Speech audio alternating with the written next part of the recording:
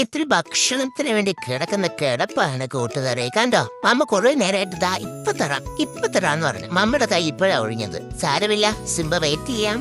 സിംബയ്ക്ക് waiting ഒരു പുത്രിയല്ലല്ലോ. ഇടയ്ക്കിടയ്ക്ക് പിന്നെ അമ്മ ഇങ്ങനെ സ്നാക്സ് പോലെ ഫിഷ് ഹെഡും വെജിറ്റബിൾസും ഒക്കെ ഇട്ട് വരും. എനിക്ക് ബോയിൽഡ് വെജിറ്റബിൾസ് ഭയങ്കര ഇഷ്ടമാണ് കേട്ടോ.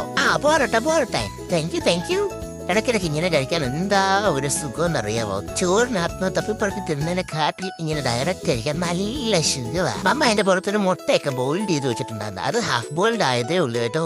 ഇങ്ങോട്ട് താത്തു വെക്കാം, പെട്ടെന്ന് താത്തു വെക്കാം. അങ്ങനെ തന്നെ നല്ല സിംബയ്ക്ക് കഴിക്കാൻ പറ്റുമോ? അവിടെ വന്ന് സിംബയ്ക്ക് കഴിക്കാൻ പറ്റുമോ? ഇപ്പം ബോയിൽ ചെയ്തോണ്ടായിരിക്കാം മുട്ടയ്ക്ക് നല്ല ചൂടായിരുന്നു.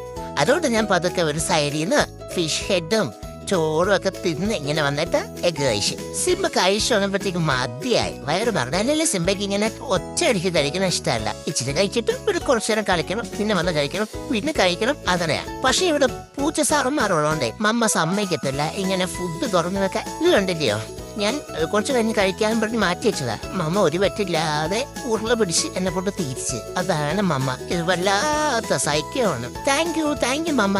കൂട്ടുകാരെ, നമുക്ക് വീണ്ടും കാണാം. Thank you for watching.